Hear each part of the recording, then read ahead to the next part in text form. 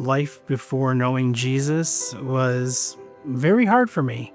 I felt like I carried everything all on my own because I grew up atheist in my household, and it was mostly my mother that was there to raise us. My dad wasn't really around. He worked afternoons, so he would be gone before I would come home from school, and I would be in bed before he would come home from work. It's been challenging. I've battled with, depression, and I felt like I've had to hold that in on my own, and it's been difficult. But my wife and I met through my first job at Burger King. That was back in 2002, and how we found Miles City was through my daughter's friend's mom. She was like, my daughter goes here, I go here, and it's a great church. So at first, growing up atheist, I was resistant. I pushed back on it. My wife and my daughter went, and they really enjoyed it. And I kept getting nudged, like, come on, give it a try, Ryan, come on.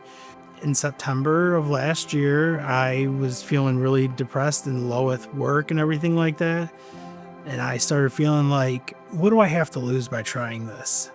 So I attended online, took a baby step, and I wasn't fully paying attention to it. I was playing a video game, and Pastor Barry was talking, and I'm kind of on the iPad watching it, kind of playing the game, and something he had said, it spoke to me where I started getting really emotional, and I started like tearing up, and I started like crying, and I don't even know why. So in my mind, I'm panicked because I'm in the game, so I'm like, got to get out of the game and got to focus more on this because something just spoke to me, and I've never had that happen to me before. And when my wife and my daughter came home, I had told them about it, and ever since then, I have been hooked. I've been going every week, and I just love it.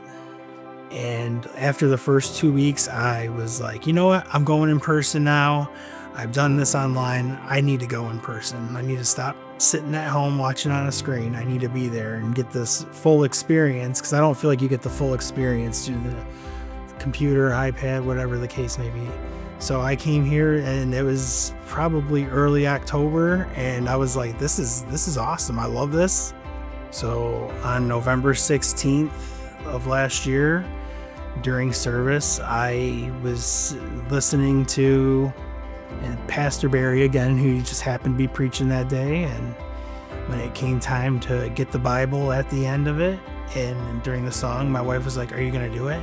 Because I had been going back and forth with like wanting to do it, but I'm like, how do I just get up there and just be like, hi, I'm ready for this?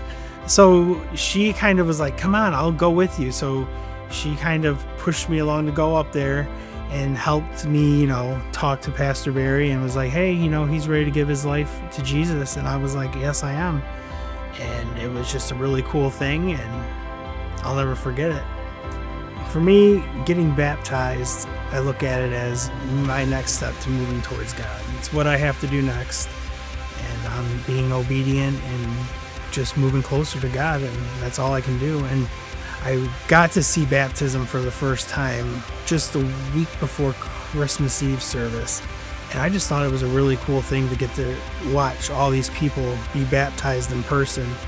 I was like, I can't wait for that to be me. So that Christmas Eve service came, and I filled out the green card, and I was like, I want to do this. I want to get baptized. And, I'm glad to finally be doing this, even though I'm almost 40 now. It stinks that it took me this long to get here in my life, but I'm very happy that I'm here, and I'm excited.